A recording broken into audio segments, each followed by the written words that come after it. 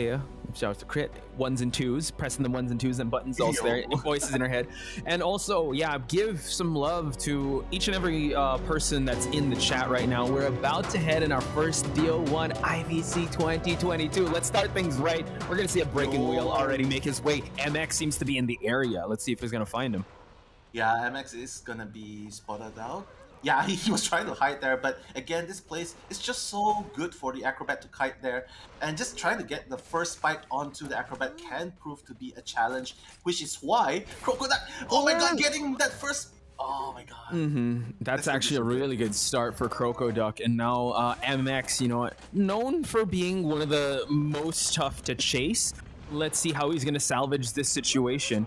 Let's just wait and see how much Acrobat bombs he does have. In this area, it's going to be a little tough because it is a tight space. Now we're looking at Shadow here, just decoding near the hotel area. MX has already got him out of the wheel state, so he has to be very careful. He does have one spike in him and a regular hit. Oh my gosh, and he just gets downed. Yeah, that's the danger though. Like once you get hit the first time with the spike, you get 75% damage. And basically what a breaking wheel does is just go through with one more spike, burst, and that's it. MX is down just like that, which is why sometimes you see the survivors will usually bring full flying wheel effect just to counter Pollen in this map. Okay, now we see that we are monitoring the survivors right now, but so far the camping game has been strong on Crocoduck here. Now Kuga is spectating already provides an owl to that forward to get the rescue. Oh my god, no half blood. It's about to be over, but gets the rescue in time. And now Seer pops his Cypher. 4 Cyphers still remaining, and Acrobat's still in the same vicinity. Crocoduck forced to snap the forward, but Acrobat is still outside, and MX doing his pretty good job with his kite.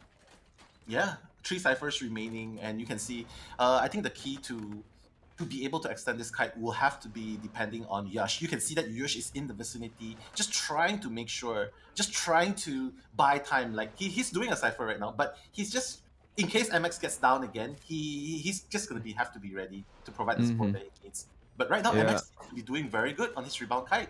Dude, ice in his veins, man. He's not faltering in this kite. Like, no spike just yet, and this is almost a full presence, a breaking wheel. So now MX is doing an amazing job just mind gaming him, getting ready for that bomb throw. 3 Cyphers still remaining. We do see that the forward is just in that area, like you said, Nell, just to provide a little bit of harassment and support. Also, the bees are here too. So MX does have the full battalion here just in case, and still unable to get that second spike. MX has to be very careful. And now the second spike finally lands. Are we gonna get a hit? Yeah. Oh my god, he's not even gonna hit. And I think by this time ZT should know that it's gonna be excitement here, which is why they're not really committing towards it. The bees are there. Yush is around trying to give that support, but I don't know. I think buying time for him to chair, at least it has to be very, very important. Buying time for him to heal up. He's gonna get that full presence burst forward, down now. Yeah, Crocoduck is playing this really well right now. Doesn't even need to use excitement at this point. Yeah, and Yash trying to circumvent the situation. He's got 2 spikes on him. It's going to be tough if this forward does fall down, but Crocoduck now applying more pressure, tries to snap, but no, the forward was out of that area. We do note there are 2 Cyphers being worked on already. Both are past the halfway mark, and now it is, it's Kugu, I don't know how to pronounce the Seer. It is on here. There's a number involved. I'm really bad with numbers. But now the push. Oh my god, the excitement just to get away from it, and now he's really camping out this chair.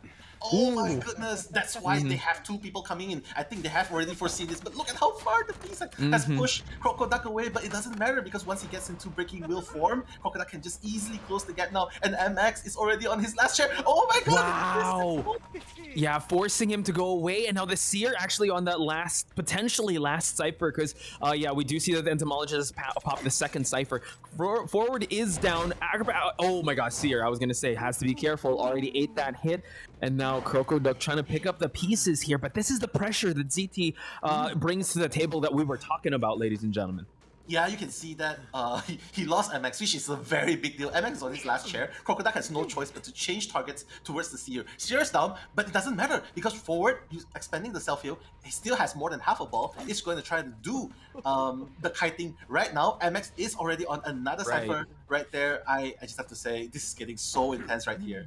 It is. He has the football. Nice jukes there. Seer is out of bounds, and now we see that the forward. Oh my god, that was such an intense exchange there. Forward wanting to get that that pallet drop, and now that last Cypher is being camped by Crocoduck. The urgency is in the air. ZT is on the brink of actually getting a 4-person escape. So they got to play their cards right if they want more points. We do see that the dungeon is here. Forward is down from that snap. Everyone is just getting away from that Cypher while Crocoduck is trying to pick up the pieces. But MX is actually working on a new one. Yeah, I think they're already foreseen this. And Crocoduck has definitely picked up on that. And he's already in will form trying to pursue MX. But again, MX will be able to kite again because he still has a red bomb available. And right now, his teammates have already primed the Cypher. Oh my god, they're just gonna prime it straight away. Yeah, and now it's just MX could actually try and kite this one out. He has one spike on him, and we do note that he does have detention, so that could actually help him down at least one survivor in this situation. But we know ZT style. They will try to go for a flywheel and now just avoid the spike. But he's got to be careful of the detention hit, and now Crocoduck finally has the Seer down. Will he commit to a chair? No, he wants to go for more now. Yeah, I mean he can afford to go for more simply because he knows that all the survivors have been gathered around this area. So the gate has not been opened yet. Mind you, ZT has not. They are nowhere near the gate yet. So Shadow is trying to make run towards that the very end gate. The forward is trying to extend the kite here, just trying to delay time. He has a little football to work with, but it's just gonna be essential for him to buy time here. Woo! Oh my god, the trap got him. Can he go back? Oh no, my god, the terror shot. But Seer's already up. They're working on the exit gates, and now it seems like they might have to actually go for a windowed area because the wheel is back in motion.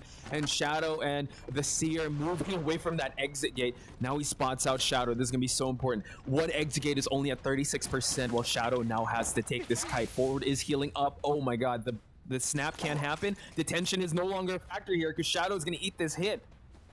Oh, he's waiting for the fight! Oh my god, baked it! Oh my god, Crocoduck! Right, I was holding my breath there. I was like, is it going to happen? Yeah. We got to see the flywheel? No, but beautiful discipline on Crocoduck. Now, the thing is, Entomologist, this is her first chair. So this is going to be really tough to deal with. We are sealing the forward, get up, got healed, and the gate is not open just yet. So Crocoduck actually doing a great job mitigating the situation that the pressure that ZT has given them. Yeah, he's doing really well. Crocoduck, like usually this is like the same story we've seen over and over again. When the Cypher's prime, usually the hunters will be in a state of pressure, but not Crocoduck. He's maintaining his composure, just trying to circle around the area, making sure that there's no tinnitus being triggered. But he has spotted MX again. This is a dangerous game that he's playing because MX is at his last chair. He is, and now 2 spikes here. He's gonna use that bomb, and the excitement pops once again just to try to close the distance here. And is already saved, and MX. This is his last chair. This is gonna be so important. Seer has already opened up that exit gate. Forward's opening one already, and now we see that Crocoduck trying to defend and sees that this gate is open, and now the Seer might be forced to exit this game. And now just in time for the owl. Oh my gosh. And now can he exit in time? Oh, he does. And nicely done. And MX, he will be able to heal up in time because Crocoduck is already making his way. Unfortunately, not gonna be quite make it. MX is gonna be the sole casualty for ZT. But again, what a great start to game number 1 first half, Posh. That was absolutely incredible. I don't think ZT has disappointed. And also spawn at the chair, so they're gonna try and catch you off guard. So fortunately, forward has the balls to zigzag. It's just a matter of not getting hit and getting cancelled.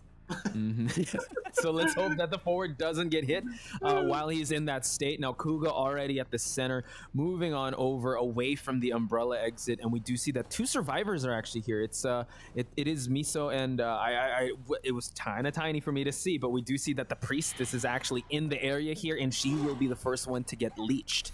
Yeah, I mean, chasing the priestess is I don't think it's really optimal, but oh my god, is the host always able to go through the portals? I don't know, actually. That's the first time I saw that animation, but Kuga cleaning up the portals with that main host. Wow. So this is actually a pretty good start. And Kuga dropping down the patroller right when she made that vault, and now the spawn followers will have to do their job here. And we do see that the priestess, oh wow, has to eat that hit, regular hit from their main follower. So you still have that leech follower for that down. Yeah, he's just sending another follower away so that it will come back to him, trying to create that sandwich situation that we all know, and love. But again, it's a very strong kiting area for the priestess here, the 2 floor. We've seen how it happened a lot of times that when you go up, he's just gonna portal down. When he goes down, he's just gonna portal to the other side of the map. And then you have, oh my god, the beast.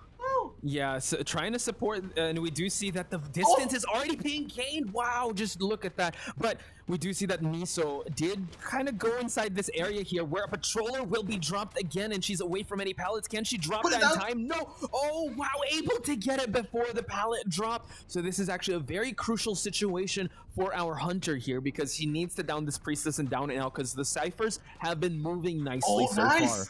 He was able to use the flywheel to dodge 1 bite out of it and then going through the pallets. So Miso doing a very good job. That's the last bite. But right now Miso is not out of hot soup. He has normal portals to work with, and that sandwich situation is gonna result in the first down of the game. The Tosh ciphers are being done. 2 ciphers are about to be done very soon. So not too bad by the kiting by Miso. I would say that that's an excellent use of that flywheel because it was kind of a checkmate situation in this area. She didn't have any portals anymore to try and move away from the followers. So yeah, excellent usage. And I think, yeah, at that point, it was just delaying the inevitable, which she did. Now Kuga dropping another patroller here forward. Oh my god, was unable to stun the patroller and now eats the bite here to just cut off his rescue route. But we do see that Noob Game is subject again to the patroller bite, and now the camping begins. Oh my goodness, it's gonna be before half. Oh, and the terror shock! That was such a crucial terror shock. Did you see he was baiting out a reaction? And unfortunately, Noob Game did bite on that rescue. And just like that, ladies and gentlemen, Kuga is in control of this match. Yeah, game-changing moment right there. I definitely think that Noob Game was trying to rescue before half with the support of the beast, but just unfortunate there, getting baited by the emotes there. I just have to say, the terror shock, definitely that just puts Kuga in the lead right now because that's the second survivor down. 2 survivors are still up, but we'll have to see though. Refer team still has the resources up. Yeah, they need to go for this rescue if they want to actually like negate that tie, but 2 ciphers remaining and 2 survivors that are up and about. Kilo I Home, number 1 Kilo I Home already activating the hook just to close out the distance to probably save before half. Just gonna go for a regular hit to gain full presence, and now we see that he is changing targets to the number 1 Kilo I Home. Can he get the hook off in time? Able to establish that distance, but now we do see that Kuga is just zoning in on this and switch to blink in time. Nice. But there's also a very good understanding by Chloe Home there not to put down the pallet because he knows the instant he does that, it's just going to change trade and hit him. So he at least he bought that distance right there. So now they know that Kuga has already changed his trade to blink. The spawn follower is going to pick Chloe Home up very, very soon. 1 cipher is about to be done and 1 cipher remaining fairly new, 20%. They know abnormal is not going to be infect soon. So Entomologist right here needs to be able to heal the forward. The forward is still in vicinity, but I actually want to see his deleaching status because he's still in danger here. Now he's at 50%. That's still pretty good, but we got you got to be very careful. You don't want to get downed again. And Ford might have to be the one to go for that rescue since he did not use up his Tide Turner. If he does have that Tide Turner, now Entomologist in the area as well as Noob Game, he will try to move on over to just hit the Entomologist and probably focus his attention more on trying to down one of these survivors. Oh my god! Oh my god! The flywheel getting baited out. And you can see the discipline by Kuga doesn't even need a blink there. And the logic behind chasing the Entomologist right there and not chasing the patient is because he knows the patient has already utilized all of the hooks and has a leech on him. The forward is at half health. So basically his goal is to make everyone at half health, and then with the 2 leeches he's gonna be able to make sure that Yeah, it's going to be a slow burn of a win here if ever Kuga would want to do his game plan here. Just diminish the resources of the survivors. And now the blink, oh my god, able to down the patient. Luckily for the patient, at least it was his follower. But I mean, Kuga's still, you know, he could just leech right away or just camp out this chair because the forward has to act and act now because it's going to be a lot harder if there's 2 survivors remaining. He does have some football, but I mean, yeah, this is, I would say Kuga is really on the cusp of getting more than enough to win this game. Yeah, it's looking like a 4K here. The reason of me saying that is because he's definitely not going to chair the patient as of yet, and the last cipher isn't being decoded at all. So there's no pressure for Kuga to quickly just chair the patient up or anything. So forward right now, what he has to do is buy enough time, at least wait for the patient to prime his self heal or at least bleed to death or getting chaired, because right now dungeon is the only hope that Refer Nun team has at this point. Yeah, I think you painted a good picture of Kuga and just the intense pace he's kind of given these survivors. And they had the right idea getting the support, but I think it all fell, like the dominoes really fell in place of Kuga once that terror shock landed, because if that rescue did happen, the Tide Turner would come into effect. Priestess had some portals already lined up. Now they just got to be able to survive as long as possible. We do see that the patient is already up working on a cipher, so they just have to spread out and try to buy as much time as possible. But yeah, Kuga honestly just has to play the basics here, just down survivors. He already knows that the patient already did pop that self heal, so he just has to find that forward. And the forward did open up a chest. He is holding a perfume bottle and a football.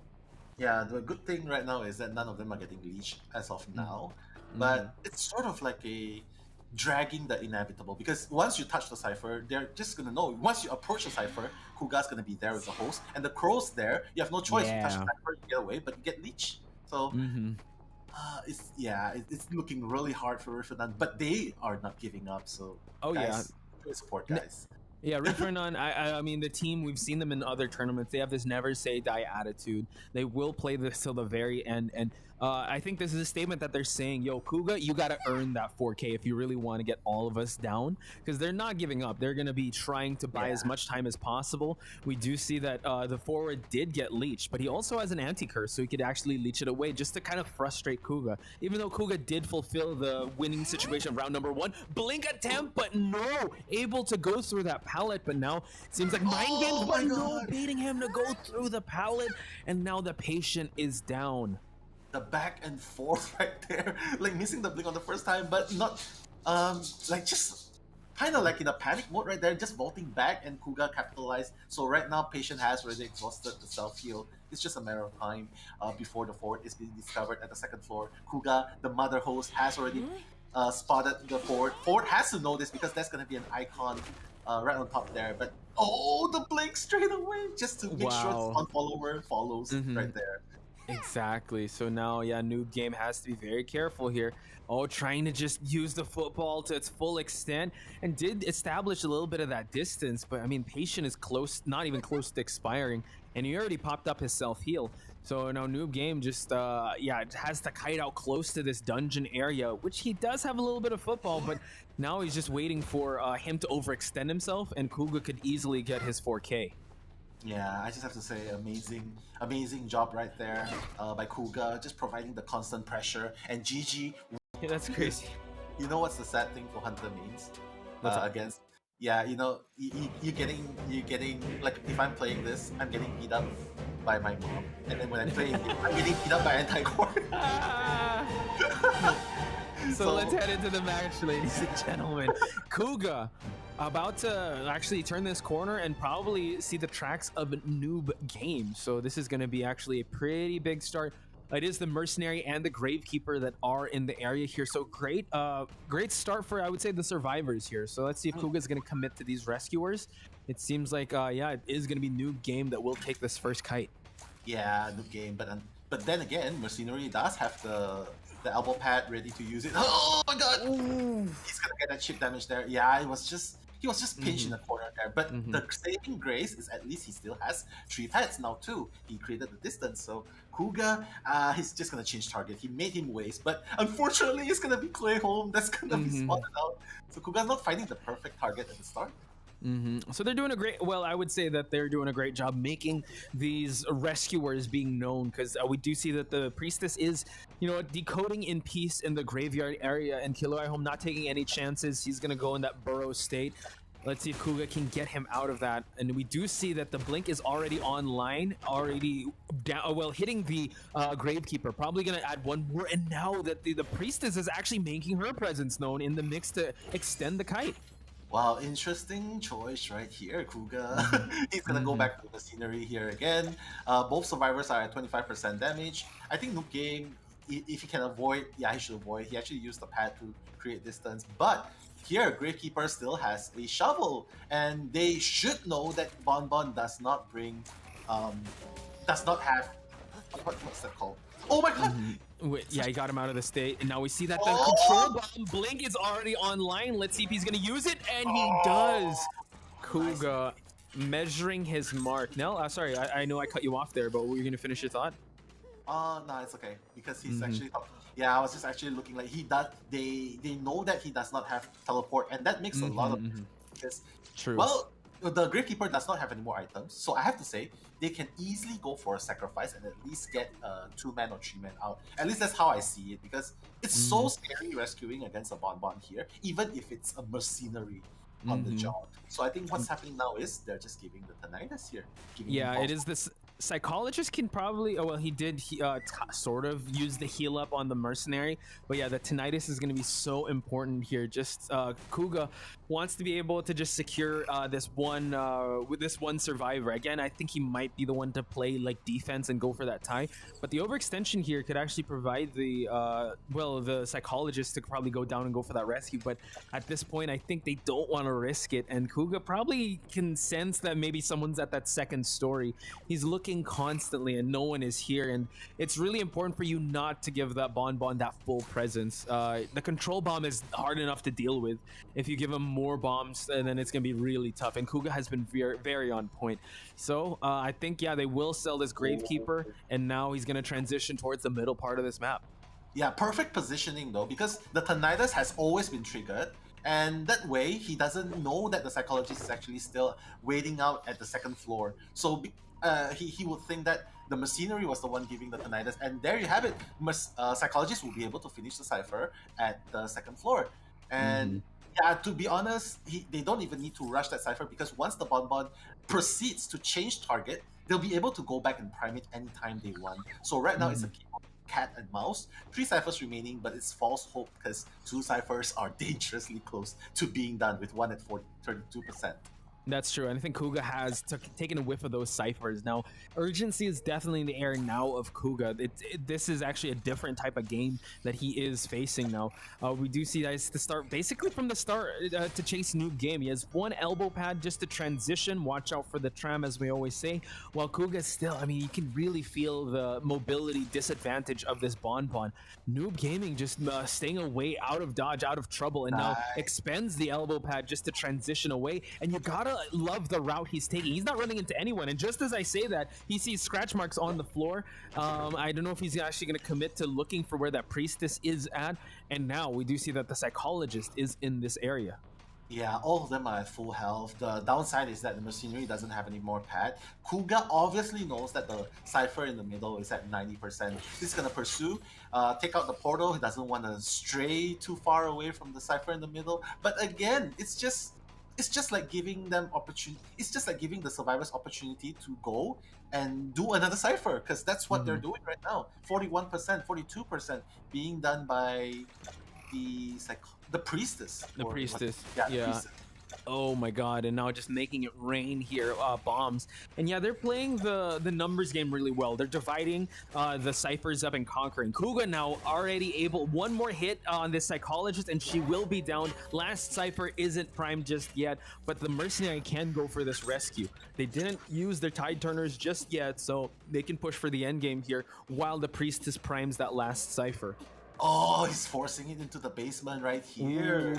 Yeah, it's gonna be really hard. And he knows that the mercenary doesn't have any pad, so he could easily do the trick from second floor. Like he can just go up, he can just use the blink. Oh, the priestess! Wow! Oh my god, it actually, the priestess able to just give that portal, and now the tide turner is in effect. We are going to see that the last cipher is already pumped, goes for a hit on the mercenary, and now we actually see that the bomb was able to trigger the last effort on the psychologist. So Kuga has to be ready and right behind the tail of the psychologist, just to be ready. Once she drops, he'll be able to get that last hit to down this psychologist. Oh my god, the was primed just as he do. That was so risky though. Like I think they're just trying to go for the 2-man, but again, it's just so near towards the gate. I'm not really sure about this. Like, Noob Game is here around the vicinity trying to give Tinnitus. Like, if he goes for the gate, he'll be able to go and rescue. I think that's the game plan right there for Fernand. But Uga, look at him. He knows what's up, man. He knows. Yeah, he sees the mercenary. No more elbow pads. This is going to be a mad dash. So, Priestess has already opened up the exit gate, but no. Miso, actually, he's going to overextend here and try to get the rescue from happening. And now we see that Kuga has changed to teleport. Oh, no. Cut off the Priestess away. And the Priestess only has one portal to use. And now we see that the Psychologist has expired. Kuga can actually make this situation a win on his side and more than just a tie. Yeah, at first it was looking like a really strong tie, but my goodness, wow. Whoa, just 2 more bombs from being down. 1 more bomb right here. Kuga, all he needs to do is just 1 more bomb to put him down. But Miso, very good rotation there. He's just gonna use the pallet speed. Able to get the mercenary up, and now the mercenary actually has free reign to exit. He can actually make it. Can he get the hit in time? No, it's a tied game. What? See that they're not ready for this? Man, that's actually a big victory since they are the meta killers. But what happens when you bring a non-meta hunter? We're going to find out, ladies and gentlemen, as we head into round number 2, second half. We do see that the Wax Artist is already making his way towards Corner House. So let's see how long MX is the one actually kiting here. Yeah, I mean, this is such a strong area for MX. Not just MX, but it's just a strong area in general. In reality. Yeah, in general, because you know, and even the B support. So it's like, oh my god, you're gonna spend a lot of time chasing the Enchantress here. Enchantress can easily build stacks. Yeah, and she can just reverse. I just have to say, this area is so bad. My god, did he just jump? He drops down? Wow, he really is playing with fire. Now he's going to be playing with Wax. We do see that he does have a little bit of Wax on him and also has a stun ready. So MX has to be very careful. He's going to drop down this pallet and try to dodge as much as possible. But one more. Oh, wow, the owl was just in time. Would have been a terror shock if it wasn't for the beautiful 1-second owl. But again, MX is still building the stacks. MX has 2 out of 5 right now, almost close to his streak. Oh, but the stun made him. The stun made him stun. Yeah, exactly. So just being able to move on away, trying to just break that line of sight. He's gonna get a little slowed here. Oh, watch out! Oh, through the window, closing off his route. So that was a beautiful sequence from Crocoduck. Luckily, the mercenary is still here. We do see that the 3-stack is already there. So Crocoduck now being able to reap the rewards of downing one of the slippery survivors and now going to the basement. Yeah, and that's exactly what pain it is to face a Wax Artist, because you can see, like, the usual strategy is to put down the pallets there, and if the hunter goes through the left route, they'll be able to vault through. But with the Wax Artist second skill, the Puddle Wax, he blocked that pallet, so he knows that the only way through is through the window, and that's where he got it. That's where he got it. It was delaying the inevitable with how he played that, and Crocoduck definitely checkmate situation. Now we see that the mercenary is coming, and we do see that the entomologist bees are also in the area and just making probably going to go for a full blood rescue at this point, because there's no way they can make it in time, or they could actually go for not rescuing at all. But it seems like mercenary is going to get cut off here. You have to avoid. Oh, now the bees are actually here to try and harass, but now mercenary has to be able to pop this elbow pad in time. Oh, can he make it though? That's the question. Oh wow, he does get stopped though. Yeah, okay, he's gonna go in for the hit right there. Crocoduck does not have a blink. He just has a teleport. Obviously, he's gearing up, but big 3-stack, and now cutting the line of sight, and now mercenary is right behind the entomologist. The bees, right behind the enchantress, but he does spot MX out in the distance. Now MX has to be careful. Flywheels a little bit to establish that distance, gets stopped, and now he's gonna be able to eat that hit. No, the jukes, and now we see that oh my god, Kuga! Wow, tried to body block, but just like that, MX will be sent out. But now 1 cipher remaining. Yeah, I mean, if he was able to body block there, would have been able to extend the kite of MX very right there. But again, like what you said, 1 cipher remaining at 50%. Crocoduck, the Wax Artist is kind of susceptible to Cypher Rush at this point, but the conditions is almost there. Crocoduck only needs 2 survivors down.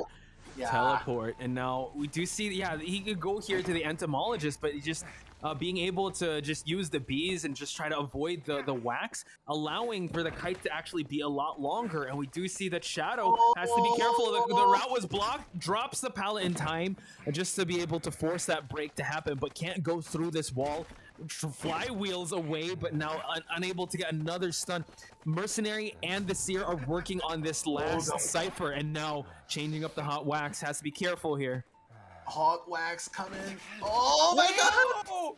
Stunned! Able to drop the pallet in time. Shadow being able to provide a really long kite, but we do see that. Oh my god! Now they are accounting for this end game save. Mercenary is already healed up. Seer is about to finish this last cipher, so I think they want to try and push for a tie here. Yeah, I mean, at least the machinery still has one more pad, so he could easily go for a rescue at the very last minute. Cypher is about to be primed very, very soon by the Seer. Teleport is going to be up in 30 seconds. Oh my god. I think he should switch to Hot Wax here. Yeah, he should have, just to get that damage up. Now he's just stopping. But this is the first turn Entomologist, so he can actually... now he switches to the Hot Wax, just tries to stop and now gets the rescue. Entomologist has to be very careful here. Downs and able to pop right away. Oh my gosh, perfect pop here, but now a Shadow using that speed boost to just establish distance here, but Shadow needs the kite for a long time for him to be able to get this dungeon from happening, and he's still trying to cut off the line of sight, but Crocoduck is just so on point. Now 76% of this Hot Wax, he can actually down her in time and go for the teleport, and now downs the Entomologist. Wow, beautiful. This is going... Oh my god, that's a little... a little risky here, but still, I mean, you got this Seer that can definitely farm an owl. We do see that he's dropping some wax here just to slow it down, and now we see that he's going to be able to stall, and now Seer is down. This is a huge situation for Crocoduck now. Yeah, I mean, it's risky, but it seems to be paying off right now. So Crocoduck is not thinking about just getting a draw. He's thinking about going for the win straight away, and why not? Detention in effect. He has a wax. All he has to do now is cut the route of Shadow, and he's I guess he wants to secure that draw. If he continued, he could have actually cut it off, but I think he's got to play it kind of conservatively. Mercenary's already out. Entomologist, you're down, you're on your own. It feels that way. Yeah. Man, this is very one-sided. This is like no backup plan.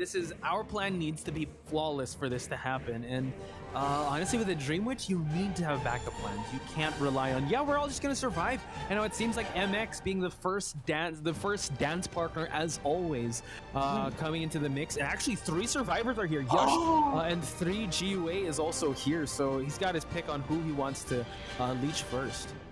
This is not normal. It looks like a tarot game at this point.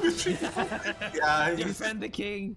Defend the king. Oh, I really like this accessory. Ooh. I'm not gonna waste time. Just put it down straight away, and you can see Seer is gonna be the one taking the first kite. Definitely looks like an all or nothing because Embalmer has the leech. He's just gonna go and switch to. He's gonna switch to the Embalmer. Embalmer, just have an early down, but I mean, he's just gonna wait there, and now Embalmer just providing that distance, allowing. I mean, you saw that the barmaid was at middle. You see that someone is at factory already working on a cipher. So Crocoduck can't tunnel vision too long on these survivors because that's what they want. And honestly, 3 GOA just away from his coffin. He's gladly gonna take this kite here and get down, but now he's just gonna eat that hit since it is the follower. But now Patroller is dropped. Let's see if he's gonna be able to go through anything. No, unable to try and avoid this Patroller. So now let's see how Crocoduck will down this Embalmer. Yeah, but the good thing is at least he bought so much distance, and I'm pretty sure he has a flywheel effect there. He needs to survive one more bite here. But he's not going to go down, but at least he has a coffin.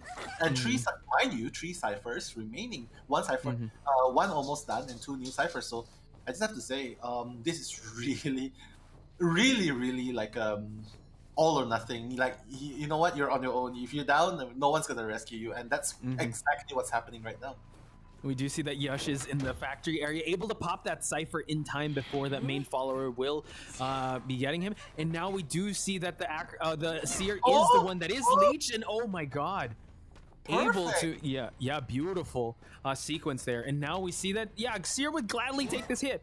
Oh, but look at the control. They're able to down the Embalmer once again, still maintaining that Seer Leech.